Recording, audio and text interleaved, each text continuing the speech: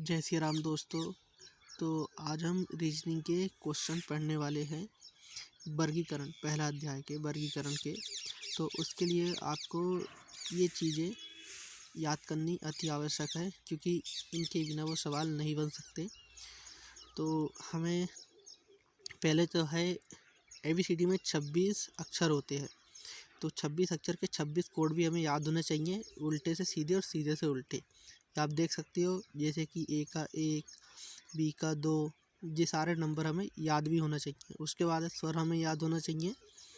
उसके बाद है विपरीत अक्षर, यानी कि A का विपरीत अक्षर Z, B का Y, ऐसे विपरीत अक्षर आपको याद होने चाहिए, तभी आप उन सवालों को कर पाएंगे। अगर आपको ये याद है तो हम सवालों की तरफ बढ़ते हैं। तो हमारा पहला सवाल है, हम देखते हैं इस सवाल को करते हुए, आपको खुद ब खुद समझ आ जाएगा। तो जैसा कि पहला सवाल में पूछा गया है कि सिर्फ आपको सिर्फ 4 विकल्प दिए हुए हैं। मतलब कि इसमें आपको करना ये है कि एक विकल्प ऐसा है जो तीनों से हटके होगा, यानी कि 3 विकल्प जो है वो एक जैसे होंगे, बाकी सब हटके होगा। तो देखते हैं कैसे कैसे है। एम और जे में कितना अंतर है? 3 का अंतर है, लेकिन जे तो एम से पहले आता है, तो एम, एल और के और जे, यानी कि इसमें कितने का अंतर है? -3 का अंतर है। और जे से क्यू में कितना अंतर है? के, L, N, O, P, Q, 7 का अंतर है। इसमें 7 का अंतर है। तो उसी प्रकार ये इसमें -3 और 7 का अंतर है। क्या इसमें -3 7 का अंतर है? तो हम देखते हैं ई और बी में। ई और बी मतलब कि बी पहले आता है, ई बाद में आता है। तो ई, डी, सी और बी, इसमें भी -3 का अंतर है। और बी के बाद और बी के बाद फिर आई दिया हुआ है, तो बी, इसमें भी बी, सी, डी, ई, एफ, जी, एच, आई, इसमें भी 7 का अंतर है। यानी कि जे वाला इन दोनों को, मतलब कि ऐसा हमें चाहिए जो इन तीनों से हटके होना, 3 से हटके होना चाहिए। क्या एक और में देख लेते हैं क्या? इसमें है जी, डी, के, तो जी और डी, तो एफ, ई, डी, इसमें भी -3 का अंतर है। और फिर डी के बाद के है, क्या इसमें कितना अंतर है? ई, एफ, जी, एच, आई, जे, के, इसमें भी 7 का अंतर है। इसमें भी 7 का अंतर है। अब इसमें देखते हैं कितना अंतर है। 3 में 1 से -3 -7 -3 -7 हो गया। इसमें -3 +7 हो गया। और इसके बाद देखते हैं हम डी नंबर में क्या होता है। अगर ये अलग रहा तो हमारा आंसर यही रहेगा। तो आर और एन, यानी कि आर, देखो एन पहले आता है और आर बाद में आता है। कितना अंतर है इसमें? तो R, Q, P, O, N, 4, इसमें -4 का अंतर है। और इसमें N, O, P, Q, R, S, T, U, इसमें 7 का अंतर है, +7 का अंतर है। इस 7 का अंतर है। उसके बाद फिर देखो 3 विकल्प एक से हुए, -3 + 7 -3 + 7 -3 + 7, लेकिन डी नंबर में -4 का आया। तो हमारा आंसर डी नंबर का सही है। इसी प्रकार के आपको बहुत सारे क्वेश्चन करने हैं और बहुत ही आसानी से आप कर सकते हो। आपको बस ABCD के कोड वर्ग याद होने ज़रूरी है। दूसरा सवाल देखते हैं, आपको खुद ब खुद समझ आने लग जाएगा। तो दूसरा सवाल में भी 4 विकल्प दिए हुए हैं, और 4 विकल्प दिए हुए हैं हमें, उनको तीन विकल्प एक से होंगे और चौथा विकल्प अलग होगा। तो वो जो अलग होगा वो हमारा आंसर होगा। तो देखते हैं इसमें कितना अंतर है। इसमें ए और ई, ए, बी, सी, डी, ई, 4 का अंतर है। ई, एफ, जी, एच, आई, 4 का अंतर है। जे, के, एल, एम, 4 का अंतर है। एन, ओ, पी, क्यू, 4 का अंतर है। इसमें सब में 4 का अंतर आया। यानी कि अब देखते हैं इसमें कितना अंतर है। के, SKLMNO 4 का अंतर है, PQRS 4 का अंतर है, TUVW 4 का अंतर है, XYZ और A, क्योंकि देखो अगर जेड के बाद तो ABCD ख़त्म हो जाती है, लेकिन अगर ABCD ख़त्म हो जाती है तो फिर से A से स्टार्ट हो जाएगी और वो प्लस में ही जाएगा।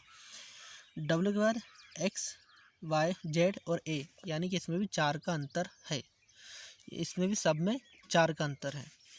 अब ये वाली देखते हैं E और I, इसमें कितना अंतर, EFGHI 4 का अंतर है, JKLM 4 का अंतर है,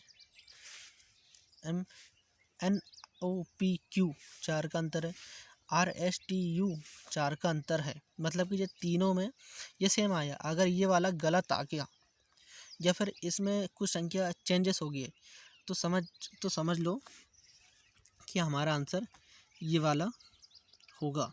देखते हैं एन के बाद क्या आर आता है, नहीं, तो अब देखते हैं एन। OPQR 4 का अंतर आया, R STU 3 का अंतर आया, देखो +3 का अंतर आया, BWXYZ 5 का अंतर आ गया, ZABCDE +5 का अंतर आया। तो देखो तीन में एक जैसा विकल्प आया, मतलब एक जैसी संख्या आई, 4 में 4 का अंतर आया, बी में भी 4 का अंतर आया, सी में भी 4 का अंतर आया। लेकिन डी नंबर में ऐसा नहीं हुआ। पहले में 4 का अंतर आया, फिर 3 का अंतर आया, और फिर यू से जेड में 5 का अंतर आया, और फिर जेड से ई में 5 का अंतर आया। तो हमारा आंसर डी नंबर का बिल्कुल सही है। इसी प्रकार के आपके क्वेश्चन दिए रहेंगे पेपर में भी, करना भी आपको इसी प्रकार से है। अब तीसरा नंबर सवाल में देखते हैं दोस्तों। इसी प्रकार के भी और भी सवाल पूछे जा सकते हैं, लेकिन अलग अलग प्रकार से हो सकते हैं। मैंने सवाल को अलग अलग प्रकार से बनाया हूँ, वो मतलब मैं बनाने की कोशिश किया हूँ, तो इस प्रकार के सवाल भी पूछे जा सकते हैं। आप देखो, ध्यान से देखना। ये जो आप सोच रहे हैं कि इसमें आपको बीच का अंतर निकालना है, बीच का अंतर निकालना तो है, लेकिन कहाँ पर निकालना है अब आप देखना। जैसे कि आपको पहली ABCD 4 विकल्प दिए हुए हैं, 3 विकल्प में सब चीज़ें कॉमन दिए हुए हैं। देखो जैसे कि ए विकल्प में क्या कॉमन दिया है, F और F दिया हुआ है, बी में H और H दिया हुआ है, सी में P और N दिया है, लेकिन डी में X और X दिया हुआ है।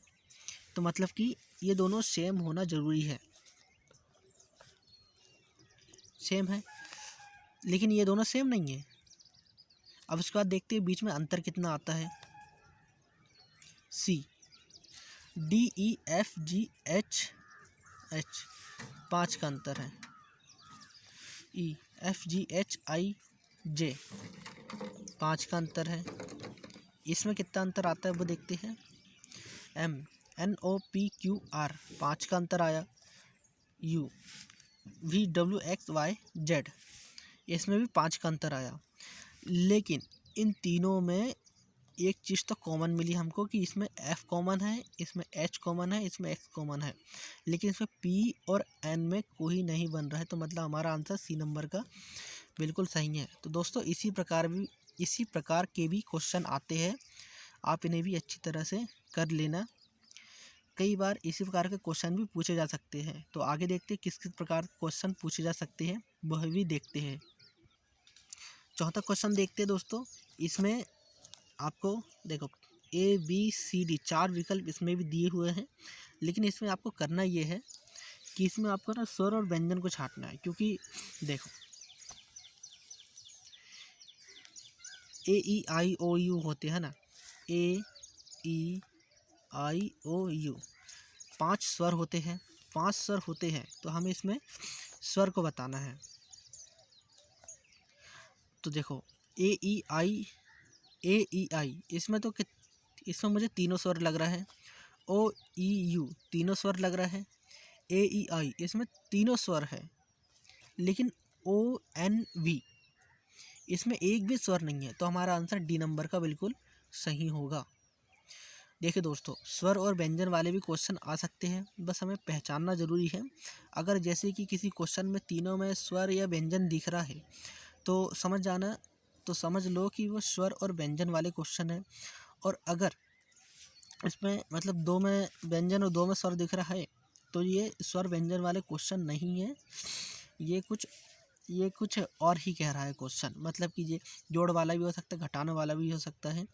तो आपको प्रैक्टिस करेंगे, आप इनकी प्रैक्टिस करेंगे जितनी ज़्यादा, तब जाके ही आपको ये क्वेश्चन बनेंगे, क्योंकि प्रैक्टिस बहुत ज़्यादा मायने रखती है। तो उसी प्रकार से हम और 5वां क्वेश्चन देखते हैं। 5वां क्वेश्चन भी है, स्वर और व्यंजन वाला भी है। तो कैसे पता चला, तो हम पहले देखते हैं। देखो इसमें MAA, OSD, OTP और VOL, देखो इसमें तीनों में स्वर ओ है, लेकिन इसमें एक भी स्वर नहीं है। तो हमारा आंसर क्या होगा, ए नंबर का होगा। ए नंबर का हमारा आंसर है। तीनों में स्वर दिए हुए हैं ना, तीनों में स्वर दिए हैं, लेकिन ए नंबर में नहीं दिया है। तो हमारा आंसर यह होगा। उसके बाद हम 6वें क्वेश्चन में चलते हैं। 6वें क्वेश्चन में देखो, 6वें क्वेश्चन में हमें क्या दिया हुआ है। इसमें देखो, इसमें हमें एक जगह स्वर दिया हुआ है, लेकिन एक ये स्वर दिया हुआ है, लेकिन 2 में तो स्वर दिए हुए नहीं है, मतलब कि स्वर व्यंजन वाला नहीं है। इसको हम देखते हैं कि इसमें कितना अंतर है। अब इसमें अंतर देखते हैं, इसमें कितना अंतर है। P और V में P, Q R S T U V, यानी कि इसमें 6 का अंतर है, प्लस 6 का अंतर है। और V में Y का कितना अंतर है, W X Y, 3 का अंतर है, इसमें प्लस 3 का अंतर आया। और देखो इसमें +6 +3 का अंतर आया। अब इसमें देखते हैं इसमें कितना अंतर आता है। F और L में F E F G H I J K L, +6 का अंतर आया। M N O, +3 का अंतर आया। इसमें कितना अंतर आया, G से M, H I J K L, H I J K L M, +6 का अंतर आया। N O P P Q, +4 का अंतर आया। इसमें +4 का अंतर आया। मुझे लगता है C नंबर का सही होगा, क्योंकि 2 में आ चुका है। अब 74 भी करके देख लेते हैं। अगर ये होता है तो हमारा आंसर C नंबर का बिल्कुल सही होगा। तो L और R में कितना अंतर है, M N O P Q R, +6 का अंतर है इसमें। और R से U S T U, +3 का अंतर है। तो हमारा आंसर C नंबर का बिल्कुल सही है, क्योंकि तीनों में सेम संख्या आई हुई है, अंतर सेम है। तो हमारा आंसर C नंबर का सही है। तो इसी प्रकार के आपको क्वेश्चन दिए रहेंगे, और आपको ये चीज़ें याद करना बेहद ज़्यादा ज़रूरी है, क्योंकि इनके बिना ये सवाल असंभव से हो जाते हैं। अगर इन्हें आप याद कर लेते और सिर्फ एक बार सवाल को समझ लेते कि किस प्रकार क्वेश्चन आते हैं, तो आप इन सवालों को बड़े ही आसानी से कर सकते हो। अगर आज की वीडियो अच्छी लगी हो तो वीडियो को लाइक और चैनल को सब्सक्राइब कर देना। मैं और भी बहुत सारे क्वेश्चन ऐसे के लेकर आने वाला हूँ, जिससे आपकी प्रैक्टिस और भी ज़्यादा इम्प्रूव हो। तो तब तक के लिए धन्यवाद।